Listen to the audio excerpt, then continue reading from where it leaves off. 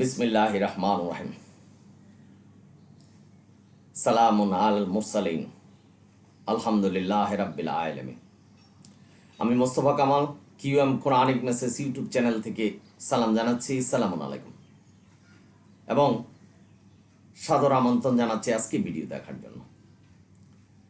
আজকের ভিডিওর আলোচ্য বিষয়, ব্যক্তিগতভাবে আমার এক ভাই প্রশ্ন করেছেন যে সন্দেহ অর্থাৎ কল্পনায় যদি কোরআনের আয়াতের সন্দেহ হয় তাহলে কি আমরা মুরতাদ হচ্ছি, মুশরিক হচ্ছি না কাফের হচ্ছি? খুব সুন্দর প্রশ্ন করেছেন, যার জন্য আমি আপনাদের সাথে এই ব্যক্তিগত প্রশ্নটা শেয়ার করতে চাচ্ছি এবং যাদের মনে এই প্রশ্ন আছে আমি কোরআন ভিত্তিক উত্তর দিচ্ছি। তুলনামূলক আলোচনা করছে মোল্লারা কি বলছেন এবং কোরআন কি বলছে। কোনো ব্যক্তি গোষ্ঠী সমাজকে হেয় প্রতিপন্ন করার জন্য নাই, কোরআনের সঠিক কথাগুলি মানুষের কাছে প্রচার করাই কোরআনিক মেসেজ ইউটিউব চ্যানেলের উদ্দেশ্য। যে কল্পনায় যদি কোরআনের আয়াত সন্দেহ হয় তাহলে কি আমরা মুশরিক কাফের হচ্ছি কিনা? যদি প্রাথমিকভাবে বলতে চাই তাহলে না। কল্পনায় যদি আপনাদের কোরআনের আয়াত সন্দেহ মনে হয় এবং আপনারা ওই ইসলামের পথে আছেন, আপনি যেমন নামাজ রোজা করতেছিলেন সেটাই করছেন কিন্তু সন্দেহ হচ্ছে, সেক্ষেত্রে আপনি মুশরিক, মুরতাদ বা কাফের হচ্ছেন না। তবে সাবধান হতে হবে। এই সাবধান হওয়ার মানে হলো শয়তান আপনার ভিতরে ঢুকে গেছে, সেটা বুঝতে হবে। এটা চলতে দেওয়া যাবে না, এই সন্দেহ করাটা কি চলতে দেওয়া যাবে না, এটা থেকে মুক্ত হতে হবে। যেমন আমাদের শরীরে রোগ হলে যেমন আমরা ডাক্তারের কাছে যাই, সেই রোগ যদি আপনি রেখে দেন তাহলে বড় রোগ হয়ে যাবে। সুতরাং এই সন্দেহ যদি আপনার ভিতরে থেকে যায় তাহলে আপনি মুশরিক হয়ে যাওয়ার একটা প্রথম ধাপের মধ্যে আছে। আমরা উদাহরণ দিচ্ছি যে কালিমা পড়ছি, আল্লাহ কালিমার কথা বলেছেন। কালিমা অর্থ কি? মনে প্রাণে বিশ্বাস করতে হবে। সামিনা অতানা, শুনলাম মানলাম এবং কর্মে তা প্রকাশ করলাম, এটার নাম কালিমা। শুধু কালিমা পড়ে বসে থাকলাম তাহলে কিন্তু আমরা মুসলমান হলাম না, অর্থাৎ জান্নাতে যেতে পারবো না। কারণ সূরা মুহাম্মদের 2 নম্বর আয়াত সহ অসংখ্য আয়াতে আল্লাহ বলছেন যে বিশ্বাস এবং সৎকর্ম জান্নাতে নিবে। বিশ্বাস কি কালিমা, সৎকর্ম কি? কোরআনের যে মুহকাম আয়াত আছে, যেভাবে আমাদেরকে নির্দেশনা দিয়েছেন সেইভাবে চলার নাম সৎকর্ম। আমাদের অনেক হিন্দু ভাইয়েরা বা অন্যান্য ধর্মের ভাইয়েরা কালেমা জানেন, লা ইলাহা ইল্লাল্লাহ এই কথা বলতে পারে, তার মানে তারা মুসলমান নয়, কারণ তারা মনে প্রাণে এটা বিশ্বাস করছেন না এবং মেনে নিচ্ছেন না এবং কর্মে তা প্রতিফলন করছেন না। ভাই বোনেরা, আপনারা যারা শুনছেন, ঠিক তদ্রূপ এই কল্পনা যদি আমাদের কোরআনের আয়াত মানে সন্দেহ হয় যে এটা মিথ্যা, এটার মধ্যে যদি এই কল্পনার মধ্যে থেকে যদি আপনি কোরআনকে বাদ দিয়ে দেন, অর্থাৎ আপনি যে ইবাদত করতেছিলেন সেটা থেকে আপনি ঢিলামি দেন, তাহলে আপনি পথভ্রষ্ট হবেন, মুশরিক বা মুরতাদ কাফের হয়ে যাবেন।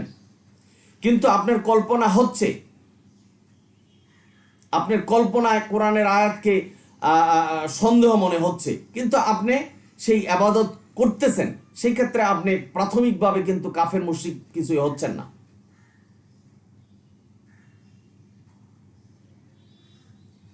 বুঝতে হবে যে শয়তান আপনার ভিতরে ঢুকে গেছে, অর্থাৎ যে আদম আলাইহিস সালামকে শয়তান ধোঁকা দিয়েছিলেন, সেই ধোঁকা দেওয়ার জন্য শয়তান আপনার ভিতরে ঢুকেছেন। একজন নবীকে ধোঁকা দিয়ে আল্লাহ যেটা নিষেধ করেছেন সেটা করিয়েছিলেন, আর আমরা মানুষ, শয়তান আমাদেরকে পারবে। সুতরাং এই কোরআন মহাগ্রন্থ, এই কোরআন মানলে আমরা পরীক্ষায় জয়ী হতে পারবো। যে পরীক্ষার কথা আল্লাহ সূরা মুলকের 2 নম্বর আয়াতে বলছেন, আমরা এই দুনিয়াতে পরীক্ষা দিচ্ছি, পরীক্ষাতে উত্তীর্ণ হতে পারবো এবং কোরআনের মানদণ্ডে জয়ী হতে পারবো। কি করলে? এই শয়তান বিতাড়িত করলে। কিভাবে করব? আল্লাহ আমাদেরকে আল্লাহর পিস্তল দিয়েছেন। কি পিস্তল? সূরা মুমিনুন 97-98 নম্বর আয়াত। রাব্বি আউযু বিকা মিন হামাযাতিশ শায়াতিন ওয়া আউযু বিকা রাব্বি আয়াদুরুন, শয়তান থেকে আমাদের মুক্ত করো, শয়তানের ওয়াসওয়াসা থেকে মুক্ত করো, এই জাতীয় সমস্ত ওয়াসওয়াসা থেকে আমাদের মুক্ত করো। এটা আল্লাহ আমাদের পিস্তল দিয়েছেন। কিন্তু আমরা এটাকে দূরে রেখে, অর্থাৎ আমাদের মোল্লাদের কথাই শুনে, মোল্লারা বলছেন যে আউযুবিল্লাহি মিনাশ শাইতানির রাজিম বললে শয়তান তাড়িয়ে যাবে। এটা তো দেশীয় পিস্তল ভাই, এই দেশীয় পিস্তল দিয়ে শয়তান তাড়ানো যাবে না। আমাদের চারিদিকে ওয়াজ নসিহত হচ্ছে, কোরআন থেকে একটা কথা বললে হাদিস থেকে বলছে 99টা। আমরা দলে উপদলে বিভক্ত হয়েছি। পীরেরা এক কথা বলছেন, মাজারের পীরেরা আরেক কথা বলছেন, যারা মাজার পূজারী তারা এক কথা বলছেন, আমাদের মোল্লারা মানব রচিত হাদিসের কথা বলছেন। মানুষ এখন চারিদিকে এরকম একটা প্রেসারে আছে যে প্রেসারে কোনটা মানবে তারা বুঝতে পারছে না। এই সুযোগে শয়তান ঢুকে গেছে ভিতরে, ভিতরে গিয়ে কল্পনায় বলতেছে যে এই কোরআনের আয়াত মিথ্যে, কল্পনা হচ্ছে। যাদের এই কল্পনা হচ্ছে তাদেরকে কিন্তু চিন্তা করতে হবে যে শয়তান ঢুকে গেছেন। এখন আল্লাহর যে পিস্তল আমাদের দিয়েছে সেই পিস্তল দিয়ে আমাদের এই শয়তান তাড়াতে হবে। অর্থাৎ এই শয়তান যখন ঢুকে যাবে, বেশি বেশি আল্লাহর ইবাদত করতে হবে, বেশি বেশি কোরআন পড়তে হবে, আল্লাহর জিকির করতে হবে। আমরা অনেক মানুষ সন্দেহ করতেছি, এখন কল্পনায় সন্দেহ করেন, বাস্তবেও সন্দেহ করছেন। কি যে আমাদের চারিদিকের মানুষ কোরআনও মানছেন, হাদিসও মানছেন, তারা বড় বড় আলেমরা করছেন, তাহলে আমি একা কি কোরআন মেনে জান্নাতে যেতে পারবো? এই যে একটা সন্দেহ ঢুকছে, এই সন্দেহের ভিতরে কিন্তু আপনার ভিতরে শয়তান ঢুকেছে। আল্লাহ কোরআনে বলছেন যে তোমরা অধিকাংশ মানুষকে অনুসরণ করো না। যদি অধিকাংশ মানুষের অনুসরণ করো তাহলে তারা তোমাদের কোরআনের পথ থেকে, অর্থাৎ আল্লাহর পথ থেকে দূরে সরাবে। এটা কিন্তু আল্লাহ জানেন যে মানুষ, অধিকাংশ মানুষ আল্লাহর পথ থেকে বিচ্যুত হয়ে যাবে, দূরে সরে যাবে, যার জন্য আল্লাহ এই আয়াত দিয়েছেন। আমাদের একাগ্রচিত্তে, একান্তভাবে, সম্পূর্ণভাবে, মনে প্রাণে আল্লাহকে বিশ্বাস করে কোরআনের পথে থাকতে হবে। এবং আপনারা জানেন এই পৃথিবীতে সবচেয়ে বড় যুদ্ধ হলো শয়তানের সাথে যুদ্ধ করা। যেই যুদ্ধে আদম পরাজিত হয়েছিলেন, আবার আল্লাহ তাকে মাফ করেছেন, আমাদেরকেও মাফ করবেন। আমাদের চেষ্টা থাকতে হবে আমরা যেন শয়তানের প্ররোচনায় এবং কল্পনায় যে চিন্তা আসে যে কোরআনের আয়াত মিথ্যে, সেটা এই কল্পনা যেন না আসতে পারে। এর জন্য আল্লাহর জিকির করতে হবে, আল্লাহর কাছে তওবা করতে হবে, আল্লাহর শিখানো দোয়া পাঠ করতে হবে। নামাজের মধ্যে দাঁড়াবেন, দেখবেন শয়তান আপনাকে, আপনি এভাবে বসে থাকবেন, আপনার কল্পনা আসে না। এই নামাজের মধ্যে বসলে দুনিয়ার সমস্ত কল্পনা আপনার ভিতরে চলে আসে। আমি জানি না আপনাদের আসে কিনা, আমারও আসতাম। ভালো মন্দ সব কল্পনা নামাজে দাঁড়ালেন আর চলে আসবে, আর ঘুম চলে আসবে। শয়তান করছে বলে। এই একইভাবে এই শয়তান আমাদের ভিতরে ঢুকে গিয়ে, মানে আমাদের মনের অজান্তে কল্পনায় কোরআনের আয়াতকে অস্বীকার করাচ্ছেন। এটা যদি চলতে দিতে থাকেন, এই সন্দেহ হতে হতে হতে হতে হতে একদিন আপনি এই কোরআনের প্রতি বিদ্বেষভাব চলে আসবে, আপনি কোরআন থেকে দূরে সরে যাবেন। সুতরাং সাবধান, শয়তান কিন্তু আল্লাহ আমাদের কাছে পাঠিয়েছেন প্রকাশ্য শত্রু হিসাবে। এই প্রকাশ্য শত্রু আমাদেরকে গ্রাস করছে, অন্তরে এবং মগজে ঢুকে এই কোরআনের আয়াতকে অস্বীকার করাচ্ছেন, মানে কল্পনায় করাচ্ছেন, তারপরে বাস্তবে করাবেন। এটার মূল উৎকৃষ্ট উদাহরণ হল আজকের সমাজে আপনারা দেখবেন মাদ্রাসায় লেখাপড়া করেছে, মসজিদে ইমামতি করেছেন, নাস্তিক হয়েছে, আল্লাহকে অপবাদ দিচ্ছেন। ভাই, আল্লাহ যিনি আমাদেরকে সৃষ্টি করেছেন তার কল্পনা আর আমাদের কল্পনা কি এক? আল্লাহর সাথে কি কোনো কিছু সাদৃশ্য আছে? কোরআন আল্লাহ আমাদের জন্য হেদায়েত, শান্তি, রহমত হিসাবে পাঠিয়েছেন। সুতরাং আল্লাহ যা বলেছেন আমাদের চিন্তা করতে হবে যে এটাই আমাদের জন্য রহমত। কেউ কেউ অপবাদ দিচ্ছেন যে আল্লাহ মানুষ মারতে, হত্যা করতে আদেশ দিলেন কেন? আপনার ছেলেকে আরেকজন মারবে, আমাকে আদেশ দিয়েছেন তুমিও তার ছেলেকে মারো। এটা আল্লাহ ইনসাফ করেছেন আমাদের ক্ষেত্রে। যুদ্ধক্ষেত্রে বলেছেন কাফেরদেরকে মারো। আল্লাহ ইসলামকে মনোনীত করেছেন, তাই ইসলামের পক্ষে কথা বলেছেন যে তোমরাও মারো কাফেরদেরকে। কারণ বিনা কারণে বলেনি। অনেক ক্ষেত্রে কাফেরদের সাথে চুক্তি হয়েছে, সেই চুক্তির ভিতরে মুসলমানদেরকে মারছে। মানুষ আজকে ইসলামের দিকে আঙ্গুল ছুটছেন, বিশ্বের সাংবাদিকরা আঙ্গুল ছুটছেন।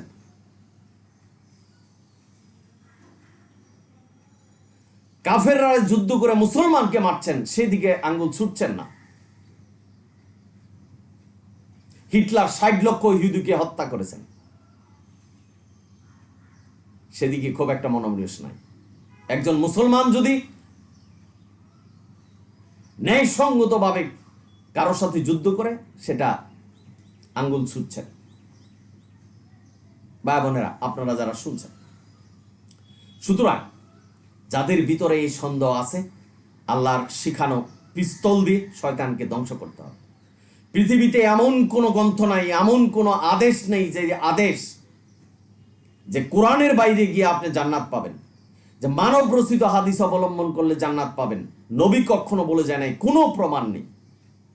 যে দলে উপদলে যারা বিভক্ত হয়েছে, আল্লাহ বলেছেন তারা জাহান্নামী। সুতরাং এই দলে উপদলে বিভক্ত হয়ে তাদের নিজস্ব মতবাদ শুনেই এই সন্দেহ কিন্তু হচ্ছে মনে, এবং এই সুযোগে শয়তান আপনাদের ভিতরে ঢুকেছে। আজকের এই সমাজে ঈমান রক্ষা করা খুবই কঠিন ব্যাপার, যার জন্যই এই দুনিয়ার সবচেয়ে বড় জিহাদ হলো শয়তানের সাথে জিহাদ করা। শয়তান যে আমাদের ভিতরে ঢুকে বলছেন যে কোরআনের আয়াত মিথ্যে, অর্থাৎ প্রথমে কল্পনায় তারপরে বাস্তবে করাবেন। সাবধান হতে হবে। আল্লাহর শিখানো দোয়া, এই শয়তান যে এরকম করবেন সেটা আল্লাহ জানেন, যার জন্যই আল্লাহ দোয়া শিখাচ্ছেন। কিন্তু আমাদের মোল্লারা সেই দোয়া থেকে আমাদেরকে বিচ্যুতি করছেন, দূরে রাখছেন। তারা তাদের নিজস্ব বানানো আউযুবিল্লাহি মিনাশ শাইতানির রাজিম বলে শয়তান তাড়াচ্ছেন। এই দেশীয় পিস্তল দিয়া শয়তান তাড়ানো যাচ্ছে না, যার জন্য আজকে রাহাজানি, খুন, হত্যা, মানুষ যে খাদ্য খাবে সেটাতে ভেজাল মিশাচ্ছেন, ২ নম্বরই ব্যবসা করছেন। টুপি মাথায় দিয়ে নামাজ পড়ে এসে কালোবাজারি করছেন, লুটপাট করছেন, মানুষের অধিকার হরণ করছেন। কারণ শয়তান প্রতিটা মানুষের ভিতরে ঢুকে যে এই রূপ ধারণ করছেন। কারণ শয়তানকে যখন এই কিয়ামত পর্যন্ত হায়াত দিয়েছেন আল্লাহ, তখন আল্লাহকে শয়তান প্রতিজ্ঞা করে আসছে যে আমি প্রতিজ্ঞা করে গেলাম অধিকাংশ মানুষকে তোমার অকৃতজ্ঞ অবস্থায় রাখবো এই দুনিয়া। সেই যুগ কিন্তু চলে আসছে, কারণ আল্লাহর পথে আমরা নেই, আল্লাহর কোরআনের পথে নেই, যার জন্য মানুষের ভিতরে সন্দেহ হচ্ছে। কোরআনের আয়াত সন্দেহ হচ্ছে, প্রথমে কল্পনায় তারপরে বাস্তবে। মানুষ নাস্তিক হয়ে যাচ্ছে। এই দুনিয়ার সমস্ত মানুষ যদি কাফের নাস্তিক হয়ে যায়, আল্লাহর কোনো আসে যায় না। আল্লাহ বলছেন আমি তোমরা যদি এরকম করতে থাকো তাহলে নতুন জাতি সৃষ্টি করব। তারা আমার কথাও শুনবে, মারামারি কাটাকাটি করবে না।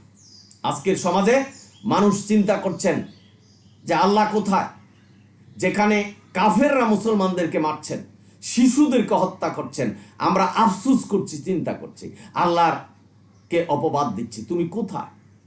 ভাই, এই মুসলমানদের কি অপরাধ আমরা তো জানি না। তারা কি অপরাধ করেছেন, কেন কাফেরদের দিয়ে তাদেরকে শাস্তি দিচ্ছেন, এটা সৃষ্টিকর্তা জানে।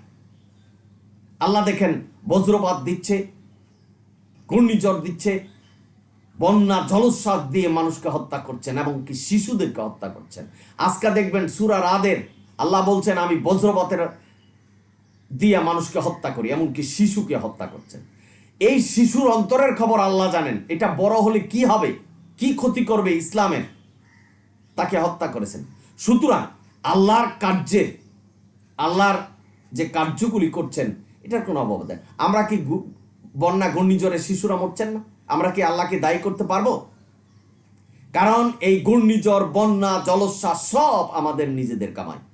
আজ সামুদ জাতিকে আল্লাহ ধ্বংস করেছিলেন, তারা নিজেরা কামিয়েছেন। আল্লাহ যা বলেছেন তা হুকুম বিধান মানে। আজকের সমাজে অধিকাংশ মানুষ মোল্লাদের কথা শুনে এই কোরআন ছেড়ে দিয়েছেন, হাদিস মানছেন, কোরআনে যা নেই তা মানছেন। সুতরাং আল্লাহ ধৈর্যশীল, ধৈর্য করে বসে আছেন। কখন যে কি হয়ে যাবে আমাদের কিন্তু জানা নেই। আমাদের উপরে এমন বিপদ চলে আসবে। দেখেন, এই ভূমিকম্প এখন প্রচুর পরিমাণে হচ্ছে। আল্লাহ আমাদেরকে সাবধান করছেন, কিন্তু আমরা সাবধান হচ্ছে না। বরং এই কোরআন নিয়ে মানুষের সন্দেহের বীজ ঢুকাচ্ছেন। অর্থাৎ কোরআন মানলে জান্নাতে যাওয়া যাবে না, মানব রচিত হাদিস মানতে হবে, আমাদের মোল্লারা বলছেন। এই যে সন্দেহ, পীরেরা বলছেন আমাদের কাছে না আসলে জান্নাতে যেতে পারবে না। এই নবীকে নিয়ে সন্দেহ করাচ্ছেন। আল্লাহ বলছেন আমি আমার বান্দাকে মসজিদুল হারাম থেকে আকসা পর্যন্ত মেরাজ করাচ্ছেন, বান্দা বলছেন, অর্থাৎ নবী মানুষ। আজকের এই কোরআন থেকে দলে বিভক্ত হয়ে নবীকে বানাচ্ছেন নূরের তৈরি, কবরে নাকি উনি জিন্দা। এই যে দ্বিধা দ্বন্দ্ব সংশয়, এটার জন্য, এই যে আপনার কল্পনায় কোরআনের আয়াত মিথ্যা মনে হয়, এটার জন্য মিথ্যা প্রচারণা দায়ী। অর্থাৎ কোরআন ছেড়ে অন্য কিছুকে প্রচার করছেন, অন্য কিছু মানতে বলছেন, সংশয়ের মধ্যে রাখছেন যে এই কোরআন না মানলে কাফের হয়ে যাচ্ছে। এটাই সন্দেহের কারণ। সুতরাং তাই যারা এই ওয়াজ নসিহত করে এইভাবে কথা বলছেন, কোরআনের বাইরে কথা বলছেন, কোরআনের বাইরের অন্য কিছু মানতে হবে, এই সন্দেহগুলি এখন আসছে। মানুষ কোরআন ছেড়ে চলে যাচ্ছে। তবে আল্লাহর কোনো আসে যায় না। আল্লাহ নতুন সৃষ্টি নিয়ে আসবে যখন মানুষ এই পর্যায়ে চলে যাবে। আল্লাহ ধৈর্যশীল, ধৈর্য সহকারে বসে আছে। তবে ভাই, যাদের কল্পনায় এই সন্দেহ হচ্ছে, আমি আপনাদের বলবো বেশি বেশি কোরআন পাঠ করুন, কোরআন কি বলছেন তা জানুন, এবং নফল নামাজ পড়ুন, আল্লাহর কাছে তওবা করুন, এবং আল্লাহর শিখানো সেই দোয়া পাঠ করুন। আশা করি বুঝতে পেরেছেন, এটা শয়তানের কাজ। সুতরাং তাৎক্ষণিকভাবে আপনি মুশরিক, মুরতাদ বা কাফের হচ্ছেন না। যখন পুনরাবৃত্তি হতে থাকবে, এটা বারবার বারবার কল্পনা আসবে, আপনি একদিন প্রথভ্রষ্ট হবেন, মুশরিক কাফের এগুলি হয়ে যাবেন। সুতরাং এটার ওষুধ আছে। ডাক্তারদের কাছে যেমন আমরা অসুখ হলে যাই, সুতরাং আল্লাহ ওষুধ দিয়েছেন, শয়তান আমাদের গ্রাস করবে সেটা আল্লাহ প্রকাশ্য শত্রু হিসাবে আমাদের কাছে পাঠিয়েছেন। আল্লাহ আবার মন্ত্র দিয়েছেন, সেই মন্ত্র পাঠ করতে হবে। মানুষের কোনো বানানো মন্ত্র পড়লে হবে না। আমরা অনেকে কল্পনা করছি যে শুধু কোরআন মানলে কি জান্নাতে যাওয়া যাবে? কোরআন মানলে জান্নাতে যেতে পারবেন। যতটুকু আল্লাহ বলছেন অতটুকুই মানতে হবে। এটা আমি আজকের কোরআনিক মেসেজ ইউটিউব চ্যানেল থেকে আপনাদের নিশ্চিত করছি। কোরআনের কথাগুলি আমি আপনাদের কাছে বলছি। এই কোরআনের পথেই থাকতে হবে, কোরআনের বাইরে যাওয়া যাবে না। কোরআনের পথে থাকুন, এই কল্পনায় কোরআনের আয়াত সন্দেহ হবে না। আপনারা চেষ্টা করে দেখুন। পৃথিবীর এমন কোনো গ্রন্থ নাই, এমন কোনো হুকুম বিধান নাই যে হুকুম বিধান আপনাকে জান্নাতে নেবেন কোরআন ছাড়া। এই কোরআনই অনুসরণ করতে হবে। কোরআন অনুসরণ করবেন, ইবলিস আপনার ভিতরে ঢুকবে না। আশা করি বুঝতে পেরেছেন। সকলে ভালো থাকুন। যদি ভিডিও ভালো লাগে সাবস্ক্রাইব করবেন, শেয়ার করবেন।